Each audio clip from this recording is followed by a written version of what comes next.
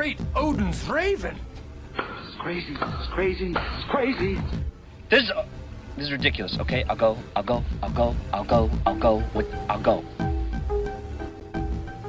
If you recognize that intro, I thank you for sticking with us for 300 episodes. That was the intro from our very first episode, first few. We used that intro for like a month or so, maybe. Used it for a little while. And because it's a milestone, I thought we would do something a little bit different this week by taking a look back to where it all started and listen to a few clips from our earliest episodes. If you're just here for the reviews, though, fear not, because we do have a review lined up this week. We'll be discussing Mandy, the latest from director Panos Cosmatos. Now, in the very beginning, when we started the show, I decided that I wanted to do bite-sized daily news podcasts in addition to the longer weekly show. Mm-hmm. So when we first started it off, for like the first couple weeks, it was just me doing these little 2 or 3 minute long episodes every single day. So this clip is technically the first ever podcast we had on the site. Although Kevin, you're not in it. I love these. I love the ones that I'm not in. These are the best. Don't worry. There's a lot of clips that just have me being an idiot. Yes. I would quickly realize that trying to publish a podcast every day was completely not feasible whatsoever. And I abandoned the idea after like 2 weeks of doing it. I was just like, no, there's just no way that this can possibly be sustained. My favorite thing about this is you often do this. Oh, yeah. But you get so excited about our idea that I'm at the point now where I'm just like, he's got to learn on his own. I definitely, yes, I will frequently bite off more than I can chew. Absolutely.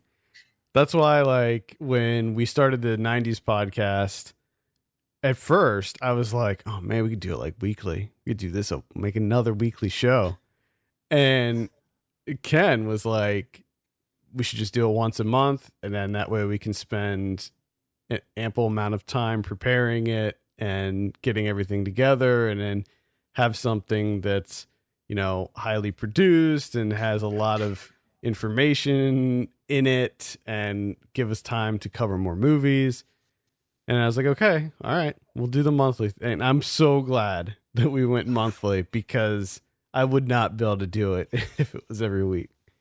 No. Anyway, the first daily episode came out on January 30th, 2012. And it's a 2-minute segment where I talk about the SAG Awards. And for some reason, this is also what I talk about. The full 2.5-minute version of the Ferris Bueller Honda commercial came out today, and I gotta say, it was pretty funny. I didn't feel like the fact that it was a commercial was being crammed down my throat, and it was kind of refreshing to see Matthew Broderick reprise his role as Ferris Bueller. That was it. I talked about a Honda commercial with Matthew Broderick. I don't know if you remember that commercial, but I completely forgot about it until I was listening back. Lord have mercy. I should note that all of these clips that I'm going to play, I have not cleaned up the audio at all on any of the clips. They're presented exactly how they were originally published for public consumption. So this is the quality that we were working with back in 2012. So the first full episode of the show was released on February 5th, 2012. And in the first segment, we discussed the Oscar nominees. So let me I'll play the intro and then what we said about some of the Oscars. Welcome to the FilmPulse.net podcast, episode number 1. With me today is Kevin. How are you doing there, Kevin? I am good. Now this is before. I remember we were like concerned about using our last names. We were just like, I don't know if we want to use our last names. We're concerned about so much back then. Like we didn't want to swear. Remember that? Like you were worried about your work finding out, and that all went out the window pretty quickly. Today we're going to be talking about the Oscars and what movies we're seeing. We have a new segment we like to call Ryan Watches a Movie. So let's get started with the Oscars. So Ryan Watches a Movie was actually part of the original show. Like we didn't split that off into its own show until maybe a month in.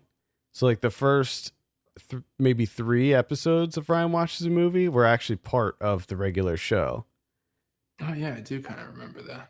We had them. It was all just one thing, and then we realized that Ryan Watches a Movie was turning out to be like at least 25 or 30 minutes long, and it was too long to be a part of a segment because half the podcast ended up being Ryan Watches a Movie.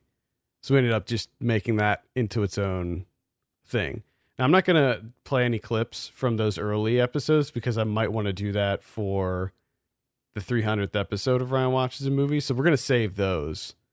But some of those had some gems in them that we'll be getting into. I can imagine. Yeah. Let's continue with this Oscar talk. And first of all, let me just note that I think I speak for Kevin when I say that really neither of us care about the Oscars too much. It's more of like a novelty thing. Especially this year. Especially this year. So let's get into the Best Motion Picture nominees first. We have The Artist, The Descendants, Extremely Loud and Incredibly Close, The Help, Hugo, Midnight in Paris, Moneyball, Tree of Life, and War Horse. This is such torture to listen to. I like how it sounds. It sounds like I'm like in a storm. Like it's windy. Just wait. It gets so much worse. It gets so much worse. I mean, it's funny that like your audio issues are still ongoing. Like 6 years later, you're still having audio issues. It never stops. Oh God.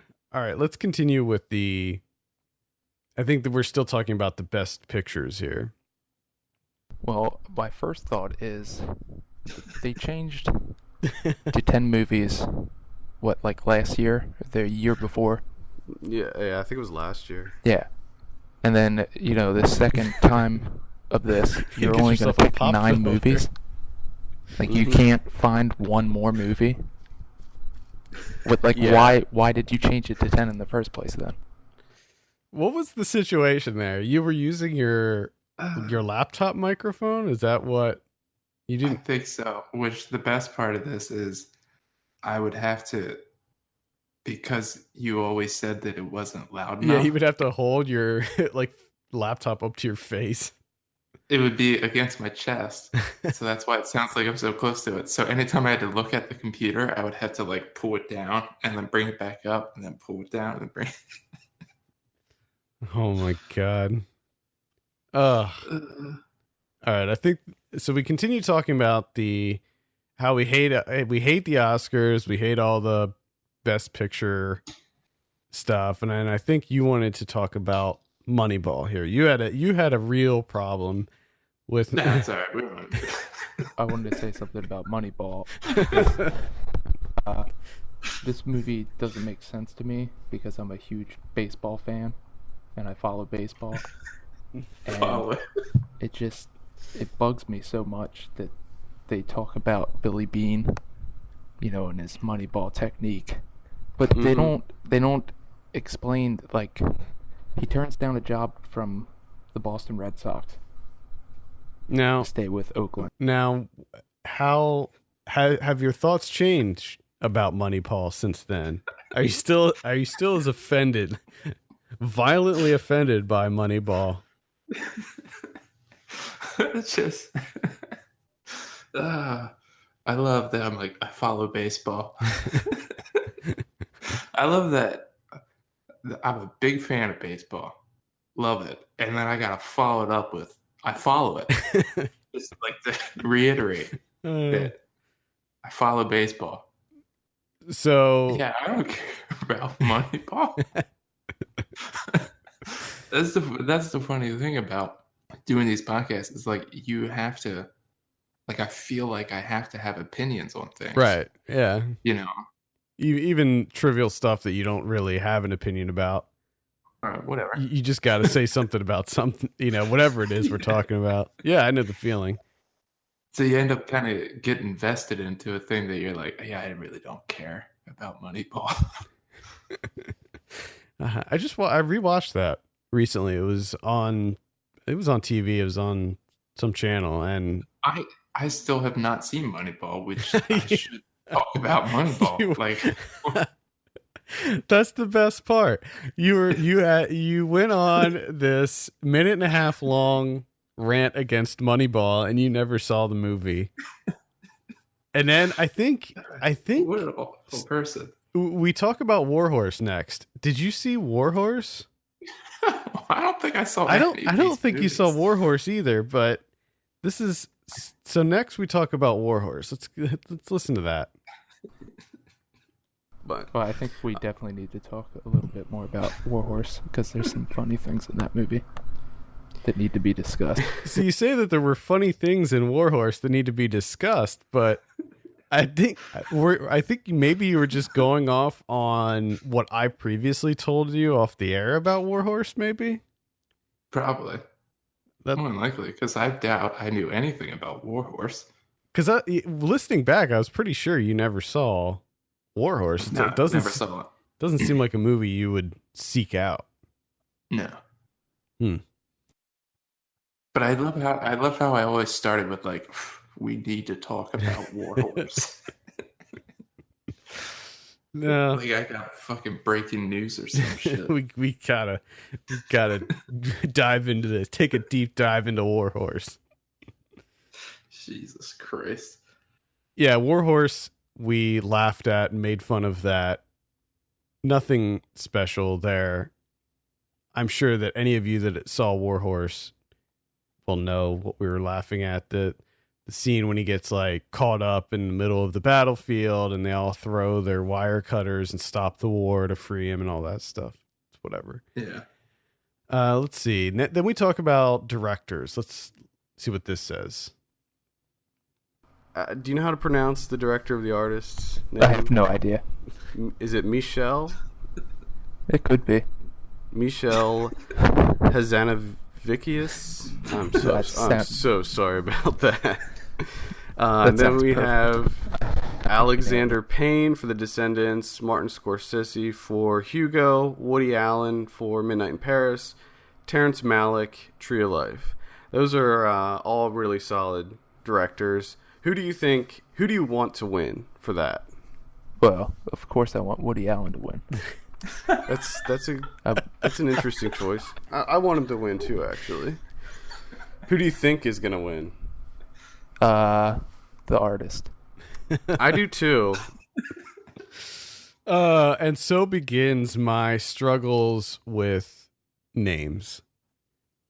I think that was a milestone in that it was probably the first name I attempted to pronounce on this show and butchered, and then made it worse by like profusely apologizing for it. That's where the tradition started. Yeah. And it was funny because as soon as you go through the list of directors and you're like, who do you want to win? I'm like, please, Kevin, don't say Woody Allen. I know. I thought that's what I thought was so funny because you go, well, of course I want Woody Allen to win. Which is kind of weird too, because I don't remember ever being a huge Woody Allen fan. Like I liked Woody Allen, but I don't remember being like a big fan. Like, God, I hope he wins Oscars. Yeah. I don't know if I have the clip from it on here, but we talk about it a little bit more later in the show. And you know what? I think I might have it right here. Let's play the next clip and see if this is the one I'm thinking of. Yeah, I would say that I want Woody Allen to win too. I mean, that was by far his biggest movie, and I think Do you think he's going to show up? Oh, I don't know. Let me stop this I doubt it. there. Because I say it's by far his biggest movie, which I think is objectively incorrect. I'm not even sure where I got that from. Let's continue. I doubt it. I doubt it. They'll probably have like somebody accept the award for him if he wins, but I really doubt it. So I hope it goes on. The conversations go on. They go on for so long. I guess maybe I wasn't sure how much to edit, or just didn't have the skill with editing. And I think that most of the things, like most of the early episodes, maybe 1, 2, and 3, are just verbatim. Like I didn't really do any editing at all. So it's just straight up. And they're just such a mess. I just love it because it also, you sound so disinterested. I know. Like I did notice that, like, as the show went on, I started to become more animated and less monotone. I still talk. I mean, I can't help that. That's just my voice. But I became more animated in how I talk. And these first couple episodes, I was just like, just flat, just completely flat. Like I didn't give a fuck. Like, fuck all these movies. Why am I doing this? I shouldn't be here. It's too cool for this podcast that I created. And this is the first episode, and we're really trying to make a good first impression. And it's just like, I can't be bothered. Going back to the me butchering names, I think I found another one here. This is actually from episode 3, but we're just gonna jump ahead. I thought of this when you brought up this idea of this 300th episode and everything, and I would like to have a compilation, just scour every episode, and just every time we butcher a name, just rapid fire. Well, I do have another one. So let me play this one from episode 3. Get her name wrong, but it's like Sorsay Rona or something like that. She was in Hannah. Sorsay Rona. Are you kidding me? Sorsay. The best part is it even sounds like you're having. I didn't even say her last name right. I didn't even get the last name right, and the last name is easy, and I still managed to mess that up. Let's see. We then talk about best score in the first episode, so let's see what we have to say about best score. I think we can just sort of talk about some of the omissions, some of the snubs. Like, I can't believe there's no Trent Reznor and Atticus Ross. Yeah, that's a big one. For the score. That's a big one. I don't get that at all. Really? Yeah. I mean, the way they score movies is just perfection. Yeah, just yeah, perfection. Really, I love good. the fact with the newest one, you could tell that they incorporated things that were happening in the movie at that time. Mm-hmm. They would incorporate it into the music. Yeah, like one of the guys like cleaning the floors at the office. You know, they work that into the music. Everything. Yeah. No. So right. So much insight. God. So what movie was that? Was that for Girl with the Dragon Tattoo? I'm pretty sure, yeah. Yeah, I think that's what that was for. Yeah. I just thought my favorite thing, because I almost just did it again. My favorite thing is how I'm always like, I just love a lot of shit. I do that too. Just love everything. We didn't have any kind of structure, so we started the show off with what we've been watching. So that's how we started it. But we didn't do like the watch list how we do now. We just kind of listed the movies that we were seeing, but there was like no reason to do it. We were just like listing off movies that we saw. We didn't really get into what we liked about them or even if we liked them. It was just like we're just reading off a list. And this is from the very first episode. This is, I believe, you and your watch list. What do you got coming down the pipe? What are you watching, Kevin?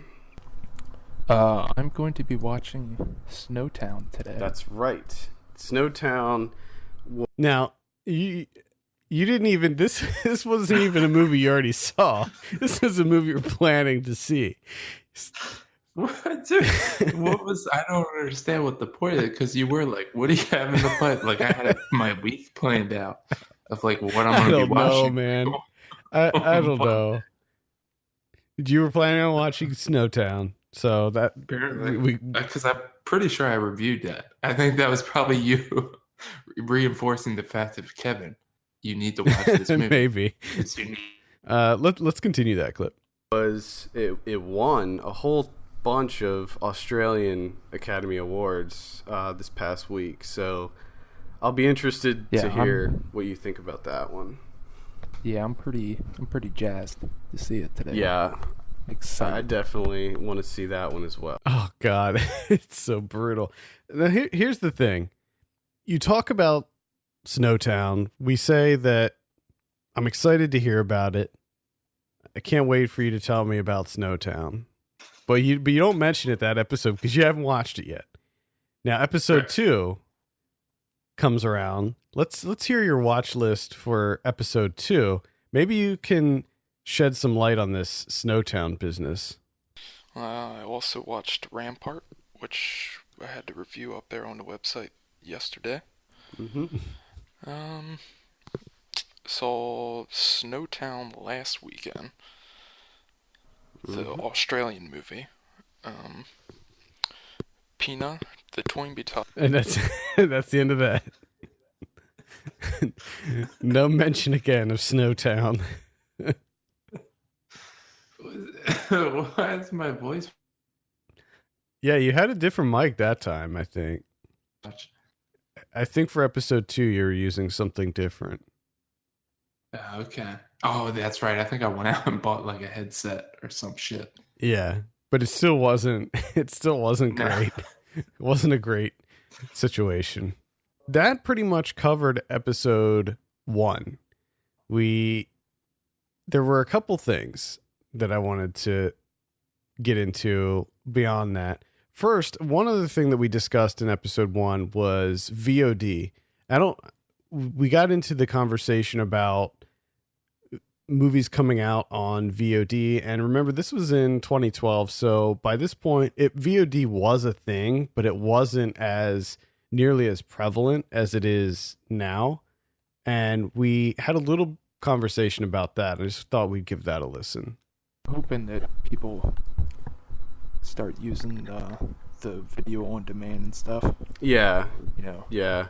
Start really going that route. I think we're gonna see a big surge in movies that are getting distribution, not only in theaters but digital distribution as well. They started doing it last year, I believe, at Sundance, and this year they did it a lot more. So I think what I'd like to see is more of that video on demand distribution, because more people are watching on demand because it's becoming more accessible, and you have services like iTunes that are putting out films. They're doing advanced screenings of films. I mean, the Tim and Eric movie, we predicted it. We knew that VOD was going to be a thing, and it's but it's also like the easiest prediction we could have made. Probably, yeah. But at the time, remember that they're like nothing but crap was coming out on VOD. True, that is true. Like Netflix wasn't putting out original. They had some original stuff, but I think that they were just doing like stand-up specials and stuff like that at that time. I don't think that this was before they were jumping into movies and TV shows and stuff like that. Going back to the lack of editing, I put together this little compilation and I thought you might get a kick out of. Yeah. This is all from episode 1. Oh,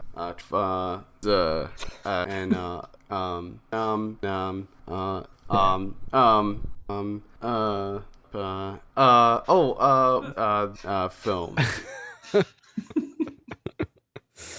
Oh boy. I said and that's not even all of them. That was just the ones that I quickly grabbed while scanning through. Yeah. Didn't cut any of them out. Didn't cut. Just Nice. left all the ums and uhs in there. Kept it natural. I'm sure it was a pleasure to listen to. That coupled with you like eating the microphone and the horrible conversations that we were having that just couldn't end them. Just kept trailing on forever and ever. A couple other just small clips here. This is from episode 2. This is when I was doing my watch list and I talked about this movie I saw called Tiny Furniture. Let's give that a listen. I also saw Tiny Furniture, and I know you saw this one too. But I finally Obviously, I did not learn to cut out the ums and ahs in episode 2 either. got around to watching it, and I really liked that one. I thought that was really good. I enjoyed Tiny Furniture a lot. She, what's Lena Durham? Or Dunham? Yeah, I think so. She actually has a show that's coming out soon. A TV show? Yeah, called Girls. Oh yeah, on HBO, right? Mm-hmm. Yeah, that looks good. Yeah, so I'm pretty excited about that. So you you're pretty excited about Lena Durham's Girls. What are your thoughts now after the show has ended? Oh god. Did you continue to watch Girls? I think I saw one episode. Oh, The insight that I provided was, oh man. you knew that I also Lena Durham was going places. well, I just love that. I'm like, I like that too. Yeah. Like, what the hell is my voice too? I don't know. I'm not sure. Is that how I always sound? No, not anymore.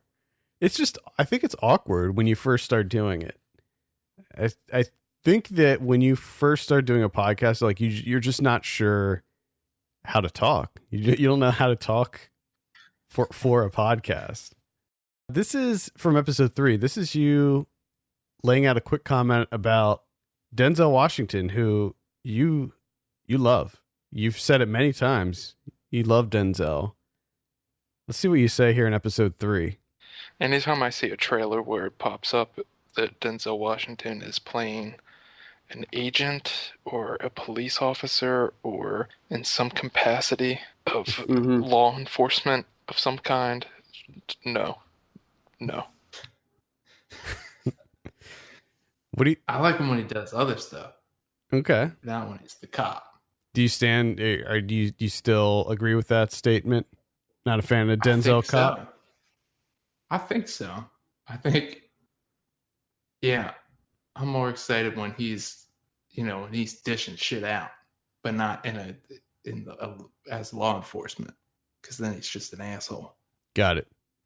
So that was a conversation stemmed from my watch list entry of Safe House, a movie that until listening to that episode, I forgot even existed, which is funny because this is what I said about it. There was no originality with it. It seems like it's going to be one of those movies that 10 years from now, you're going to completely forget that you saw it. Yeah. No, I'm going to forget it probably by the end of the year. I'll forget it. It's so forgettable. And I completely forgot that movie existed. Do you remember that Safe House with Denzel Washington and Ryan Reynolds? I don't remember anything about the movie at all. So, correct prediction there. This one, I don't even know if I want to play it. Because I feel... Well, let's just listen and you'll be able to tell why. It was, I didn't think I was going to like it. Because Oh, by the way, this is me talking about The Secret World of Arrietty. I honestly am not a huge fan of the Studio Ghibli films. Really? I'm really not. I don't know. I'm a huge fan. See, I'm not huge on anime. I said I did not like Studio Ghibli films. I'm not sure that I ever saw a Studio Ghibli film up until that point. I don't know if I ever did. Because I was talking about The Secret World of Arrietty, and I was saying how I'm not a big fan of Studio Ghibli stuff, but I loved that movie. Which is funny because I don't even remember that movie at all. And I can now say, having seen almost the entire Studio Ghibli filmography, that is like one of the weakest out of all of them. Yeah. I also love how you're like, I'm not big on anime. Yeah. It's just like, that's not true. It's somewhat. I mean, maybe not at the time, but I do love this idea of like hearing ourselves and just being like, well, that's bullshit. What the fuck? Yeah. Such an idiot. Here's a quick conversation we had about McG, because I did a review for that This Means War movie. Or not a review, but I said that I saw it, because that's pretty much how it was back then. His actual name is McGinty. McGinty, that's his name? Joseph McGinty Nickel. I mean, why couldn't he just, have his normal name? Because he's too cool for that. He's not that special. No, he's Charlie's Angels Full Throttle, for Christ's sake. Jesus. That was our rant about McG. How did I know McG's name? I think you looked it up. I had to, because I forgot McG existed until you just said yeah, it. I think that was the first time that you had heard of the name McG, and you were just so blown away by the fact that he goes by McG that you looked it up. So that's a little smattering of our early days. I enjoy going back and listening to these just to see that even though I still am maybe our harshest critic, we've really come a long way since then, I think. Yeah, I think we've come from like absolute garbage to like kind of garbage. We've gone to like from a stinking pile of trash to like wet leaves. Yeah. We've upgraded ourselves a little bit. Wet leaves still might be kind of too generous. Too good? All right. Maybe. That's why I distinguished wet leaves, because dry leaves are better than the wet. Obviously. Yes. What you should, because this happens to me because I have a drain in my yard, is like wet old leaves that are like half decomposing. Yeah, like the mushy leaves. Oh man, you try and pick them up. Oh, like that. I think we might be that right. Okay, now. I gotcha. Decomposed leaves. Wet decomposing leaves. Half rotted. Wet, half rotted leaves. Yeah, okay. That's where we're at this point. Maybe in another 300 we'll get dry leaves. We'll see. I just I find it fascinating to go back and listen to these. I mean, I try not to do it because it's painful. Like, these are still available. Like when I was editing the clips and listening back, it dawned on me that people can still listen to these episodes if they want to. And then I felt instantly very self-conscious about that these are still floating out in the wild. And I thought for a second, I'm gonna get rid of them. I'm gonna take them all down. But then I was like, nah, forget it. I'll just leave them out there in the ether. Yeah, if you want to do that to yourself, by all means. Yeah, I mean, that's why, because at first I was like, oh, well, I'll just play the whole episode and we'll just do like commentary on the whole thing. But then when I went back and listened, I realized that there's just large chunks of them where we don't really talk about anything at all. And it's just very, very boring. So yeah, it I don't know. It doesn't really go anywhere. So in the third episode, we started a segment called Not the Bees, where we went over the week's worst news. So we had news segments back then where we would talk about what's happening in the world of cinema, and Not the Bees was sort of our look at different things that pissed us off about the industry. And in the third episode, which was our first segment on it, we talked about the Valley Girl remake, which hasn't happened yet, to my knowledge. We talked about a Twisted Metal movie that was being made. That never happened either. And we played this clip from Nicolas Cage, and I thought that I would just include it on here as a nice segue into our review of Mandy. So let's give this a listen. Let's go ahead and get this Nicolas Cage clip going. He was interviewed this week on an internet movie site, and he's had some very interesting things to say. This is in regards to when they were filming Ghost Rider 2. So let's give this a quick listen. I've been told that all actors really hail from the early medicine men and the shamans in the villages pre-Christianity, where they would put on masks and act out, and really they were probably pretty crazy, but they would go in and find answers to questions. Today you're called psychotic if you do that. Yeah. But it's all semantics. So what I would do is I'd put on Afro-Caribbean paint, like a white and black paint, and black out my eyes so I look like this sort of Afro-Caribbean voodoo icon.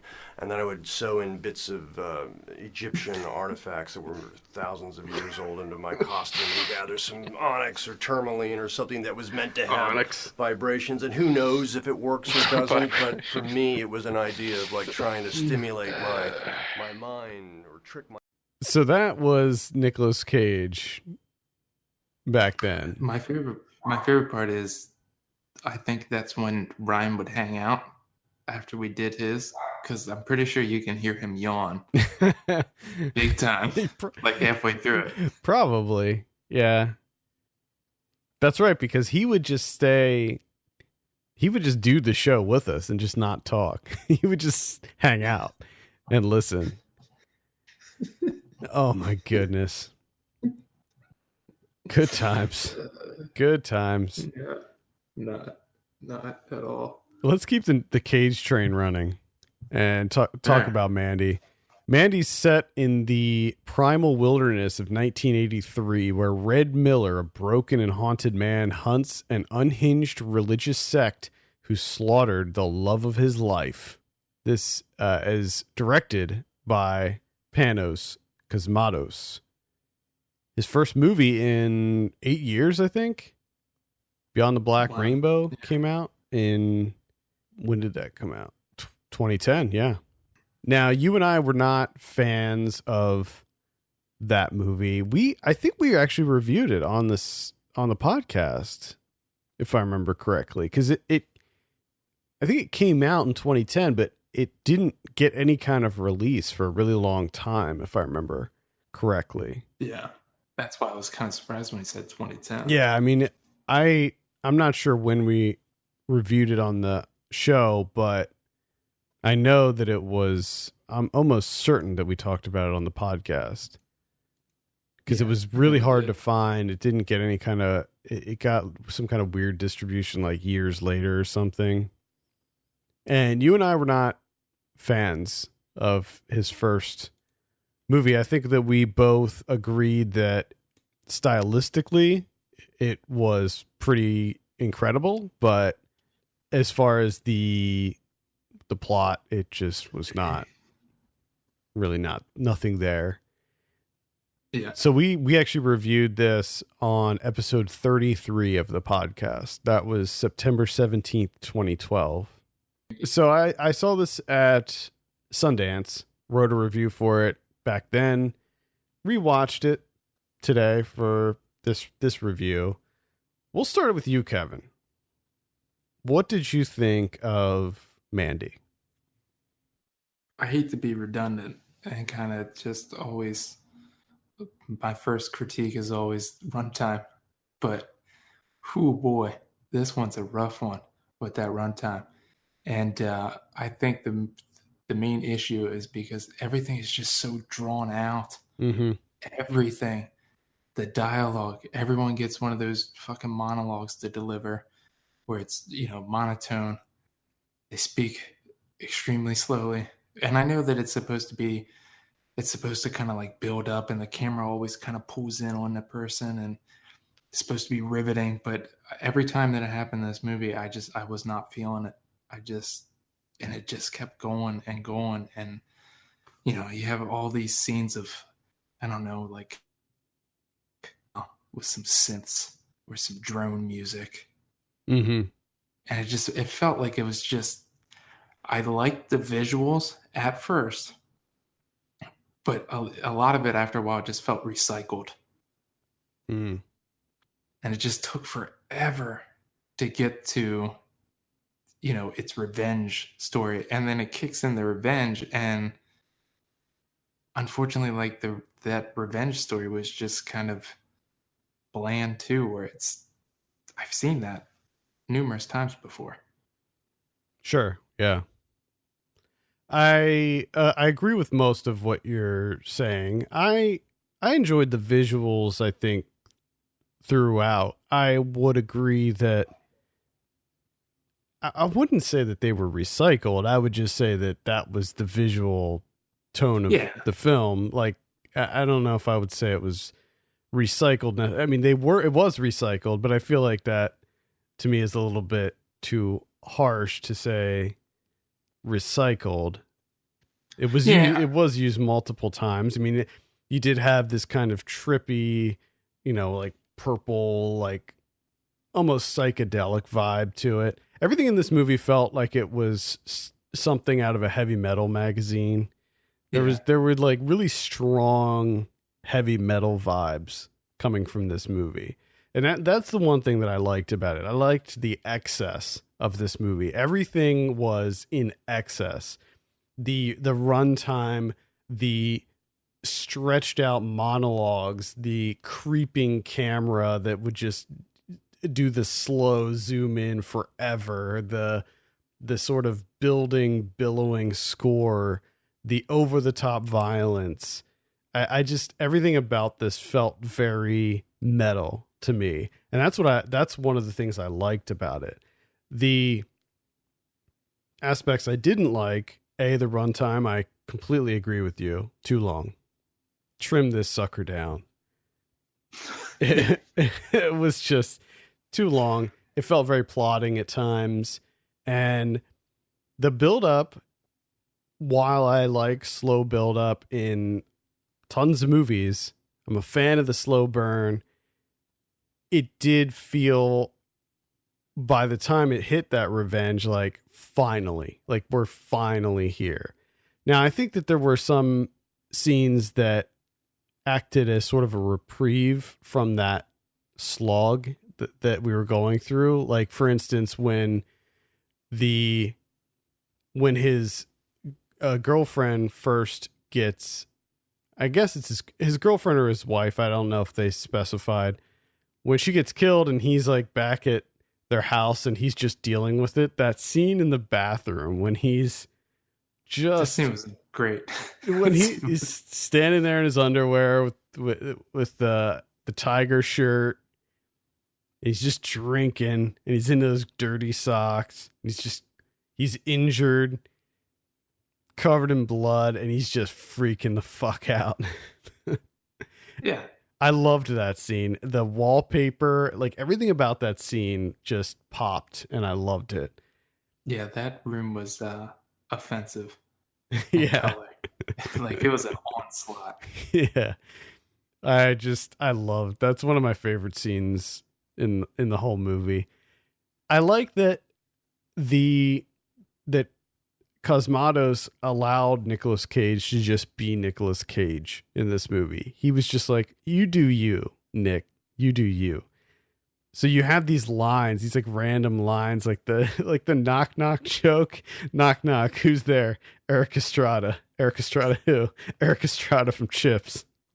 And that's the joke. Which works because Nick Cage. Yeah, exactly. And there's a lot of that kind of really absurd, oddball humor, like the what was it, Goblin Cheddar, the and he was just transfixed by this Goblin Cheddar ad, and just small things like that, I think, were what I liked most about Mandy. I also kind of, going into it, I was kind of expecting more of a unhinged Nick Cage, especially considering watching earlier this year Mom and Dad, where he's just going apeshit in that movie. And this one, you think he's going to, and there's some flashes here and there, but for the most part, I mean, relatively speaking, but for the most part, he's kind of tame. As far as Cage performances go. Yeah, he has there's definitely some outbursts. Now, I saw this before I saw Mom and Dad. Actually, I think I saw Mom and Dad in this like right at the same time. Because I think I watched Mom and Dad when I was at Sundance in the hotel. So I saw these right around the same time. But yeah, there's definite outbursts. There's some crazy outbursts when he's talking to the guy when he's picking up the crossbow and he's describing the cult to him. You see that crazy Nick Cage just peeking through a little bit there. Yeah. But you don't have Mom and Dad Cage where he's running through the house chasing someone barking like Salsa. You don't have that. No. This seems like a perfect opportunity for him to at least act like a tiger. I don't know, something. So maybe a little bit more unhinged. I mean, he does give that great look at the camera when he's looking at the empty passenger seat covered in blood. Oh yeah, the car ride. Yeah. I mean, there is that. You do get that at least, and the "you tore my shirt." Mm-hmm. That was my favorite shirt. Yeah, there's definite shades of crazy Nick Cage in there, which I appreciated, and everything is just so over the top in this movie. Like first of all, title card shows up an hour and 15 minutes in, which I definitely appreciate. I love that. The one thing the one aspect that I didn't like at all is the animated dreams. No, why? Not for me. Yeah, that was another. I thought that was problematic as well, because it didn't add anything to me, and it just looked bad. It didn't look good. It looked indicative of the sort of style that they were going for. Like, it reminded me of that, like the first heavy metal movie. Like, it reminded me of that style of animation. I think that movie had multiple segments and different animators, but it just had that like overall look to it, which I hate. Like, I can't stand that style, that kind of 70s, 80s heavy metal style of animation, which it just doesn't look good. And I think by the time that shows up in the movie, you're kind of like, we get it. All right. You don't have to. We get it. Metal. All right. Yeah. So his wife gets kidnapped and killed by these crazy biker guys. I don't even know if they're human. They seem human, but they're all messed up on this crazy LSD. Well, this is the thing.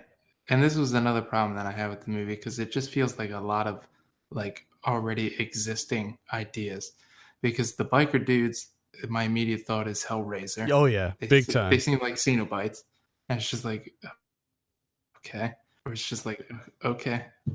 Then you have this whole like, Pacific Northwest, so it's kind of got like it's going for this bizarre Twin Peaks vibe, and it's just like you're just kind of like taking all these ideas that already exist and just kind of smushing them together. Mm-hmm. And when you have this large buildup where not that much really happens in terms of like writing, it's just like what, like what's the screenplay for this? What is it, like 3 pages long? Where it's just like it's just Hellraiser, Charles Manson, Twin Peaks, wife dies, Nick Cage gets to be Nick Cage, death. Like it's just so thin.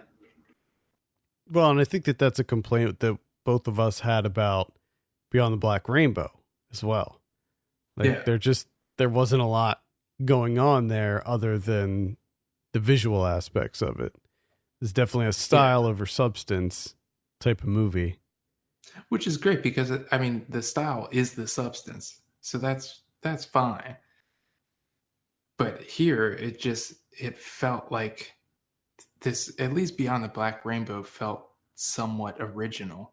Mm-hmm. This just felt like a lot of borrowed ideas. Yeah, I thought that the revenge portion of it worked for me. That's when it started picking up the pace and started to become a lot more fun, significantly more fun, when he's just messing up the bikers, messing up the cult members, just destroying them. And I also love the scene when he makes the axe, when he's creating the axe, that whole sequence, making that thing. And then finally, because it gets taken away from him, like right after he makes it, I'm like, what are you kidding me? They're going through all of this. We're not going to be able to see him use that axe, but no, it comes back and he uses it. He uses it to great effect. I do love the fact that when he makes that, it just cuts, and apparently he has like his own foundry. I'm guessing he's able to make an axe. I'm guessing, which I just love. I love that it's not explained. It's just like, here's Nick Cage at the foundry making an axe. I'm guessing he went to his work and used the one at his, because I hope he didn't. I hope he actually just went out back. Could be. You might have it in the shed, a little foundry in the shed. It'd be crazy great. I was a fan of the chainsaw fight. It's a good chainsaw fight. You don't get to see chainsaw fights that often. Now, sometimes you have an issue with the over-the-top blood and gore and violence, and this movie is very, very bloody and gory. Did that affect you? Did it bother you? No, not because here it was, it's exaggerated. Mm-hmm. This, like you said, it's over the top. It's ridiculous. He has a founder in his backyard, for Christ's sake, and he has a tiger shirt. And I just watched him for in real time drink a whole bottle of vodka, scream crying. So, like that when you get to that kind of violence, it doesn't affect me as much because I know we're firmly planted in playland. Right. But I have to say, when he got to the final, like that huge A-frame church thing, the cinematography and everything just really came together at the end there with that structure. Yeah, I love, especially when they got that thing to come down, the way that they come down perfectly, like on its side, like a trail. That was great. Yeah, I loved the giant cross thing. I was digging the color palette of this movie in general. Lots of pinks and purples and neon, and it certainly had this sort of drug trip vibe to it, which fit, considering I think essentially what happens is he goes in and he fights the bikers, and he ends up consuming some of that LSD stuff, and that's when he goes really crazy. Oh yeah, because he had that with the Coke too. Yeah.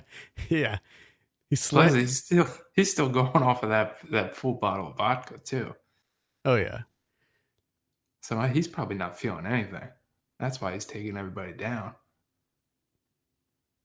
Overall, I did not have a bad time with this movie. I liked it more than Beyond the Black Rainbow. I gave it a 6.5 in my review, and that's off the initial viewing. Yeah. Where are you sitting on this out of 10? I'm sitting like I originally right off the bat, maybe not right off the bat, but next day was like a 5. But I'm thinking like 5.5, maybe 6. It's definitely a movie that you will not forget about. No. It is certainly a unique movie, even if it borrows heavily from other media. Yeah. It's even that when he goes to kill that one biker dude, you got the whole 7 thing going on too. Mm-hmm. Which is just like, come on, man. You can come up with your own thing here and there. Yeah. I don't know. I thought it was okay. There were problems with it, but I think overall it was pretty out there, pretty exciting. A lot of people are loving this movie. It has like a 95% on Rotten Tomatoes right now. People are they're sort of embracing the campy insanity of it. Yeah. Which I totally understand. Like if people are loving this movie, I'm glad, because I think that we need more movies like this out there that are more challenging and more risk taking. Yeah, I agree. I wouldn't fault anyone for truly embracing this and loving it. I mean, good for you. I'm glad you had a great time. I just unfortunately wasn't the same level of excitement. I would say that if you have the opportunity to see it in the theater, do so. Just, it is long and you do feel that length, but seeing it in a theater environment with those loud synth sounds like booming in, and it's just so bombastic, it's definitely worth, you get more out of a theater experience with this than I would say viewing it at home. So it is available on VOD if it is not playing in your area, so you can check it out there. That's Mandy. All right, let's talk about some new releases this week. We got Michael Moore's Fahrenheit 11.9 coming out. You like what he did with that? He had Fahrenheit 9/11 and then he did Fahrenheit 11.9. Huh? No. No, thank you. Now, why no thank you? Because you've liked Michael Moore's movies in the past, correct? I have, yeah. But that was the past. That was such a long time ago. And I just really do not have any intention of seeing his brand of documentary. I think in this climate, his stuff can be not helpful. You know what I mean? Like, the other side, the conservative right, probably just looks at his movies like the oh god, the name's escaping me now. What's that? The guy that did Death of a Nation. What's that guy's name? D'Souza? Yeah, Dinesh D'Souza, is that his name? Yeah. That guy. I think that Michael Moore's probably looked at the same way. Not to say that he is that level. I don't think that he. Anyway, I don't want to get into it. I'm not terribly excited about this movie either. So we'll just leave it at that.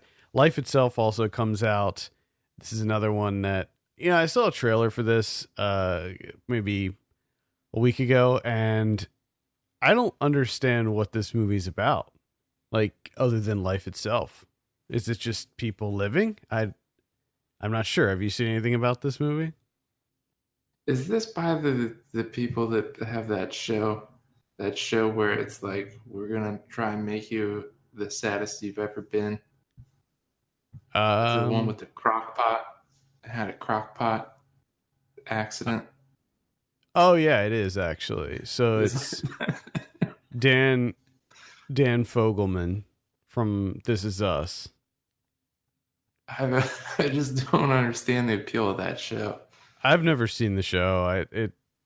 I agree. It does not appeal to me whatsoever. I just always saw like, TV spots or promos, and it was always kind of like presented that way. Like, oh, this episode's just gonna fucking wreck your life. Yeah. You're gonna feel so awful. And it's just like, why do I want to do that? Right. Yeah, I don't know. I don't know if this movie is going to be the same, if it's going to do the same thing. I'm not sure, but either way, it does not appeal to me. Well, plus you got that poster tells you everything you need Yeah, to know. exactly. Whenever they break it into the 3 bars like that, it's not good. Yeah. We also have The House with a Clock in Its Walls coming out. This is the Jack Black family film. Kate Blanchett's in there too. This doesn't look too bad to me. I don't know if I'll see this in the theater, but I might check it out when it hits VOD or Netflix or one of those. It looks kind of fun. It looks like a perfect Netflix movie. Yeah. I think it looks similar to the Goosebumps movie, and I actually liked the Goosebumps movie quite a bit, so I'll give this one a look. The Sisters Brothers comes out. What do you think about the Sisters Brothers? You excited for this one? I'm not necessarily excited. It looks okay. I think it looks okay. The new Jacques Audiard, John C. Reilly, Joaquin Phoenix, Western comedy. Yeah. I'll definitely be giving this a look too. Assassination Nation comes out. Very excited about this one. Okay. I think I've heard good things, so seems like my type of movie. It's about a town where it takes place in Salem, and I guess someone hacks everybody's social media, like everybody hacks their phones and leaks all of their personal secrets, and the town just goes nuts and starts killing each other. Oh man, that's not good. Yeah. Colette comes out. All right. This is the one with Keira Knightley. Not too interested in that one, but it could be good. Tea with the Dames comes out. This is a documentary about all of the dames. Oh, okay. Judi Dench and Maggie Smith and others. Gotcha. Eileen Atkins. Not my cup of tea. I guess that warrants a documentary. Couldn't that just be like a BBC special? Yeah, you'd think that it seems more suited for some kind of special TV special, not an actual like documentary film in theaters. Like a little mini series. They just interview, each week there's a new episode. Yeah. Well, I think the whole thing is that all of them are together and they're having tea with one another and they're having conversations. Okay. Whatever. Love, Gilda comes out. This is the Gilda Radner documentary. I might be checking out Love, Gilda. I'm a big fan of Gilda Radner, but the movie, like, I already know a lot about her and her past and everything and her career. So I don't know if this movie would bring anything to me other than heartache, like extreme sadness that she's gone. I actually thought you already saw this documentary. No. Huh. No, it did play at Sundance, but I did not see it there. That's pretty much it for the biggies. We've got some smaller movies hitting theaters. Little Italy, The Last Suit, The Song of Sway Lake, Quincy, which is the Quincy Jones documentary, Goyo, The Boy General, My Son, Intelligent Lives. That's it for theaters. VOD this week, we got Diane coming out, A Sibling Mystery. This is on Tuesday. Lost Child, Cynthia. I Think We're Alone Now comes out on the 21st. That's the Peter Dinklage post-apocalyptic story with Elle Fanning. It's pretty good. I would check that one out. Bel Canto. That's the one with Julianne Moore. The Quincy documentary, which is on Netflix, so you can see that. And Love Gilda. Beyond the Sky.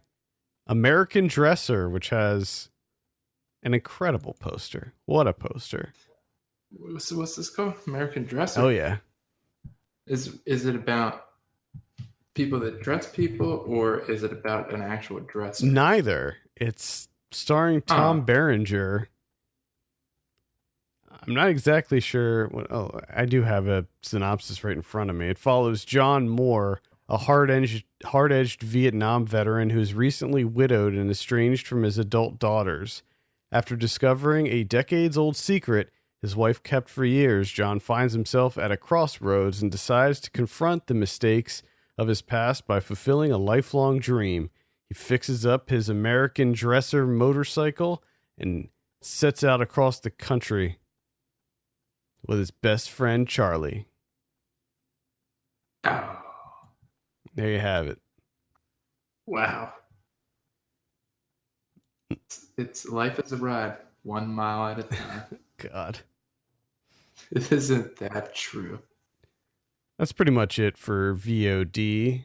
This week, let's take a look at Blu-ray. We got Jurassic World Fallen Kingdom coming out.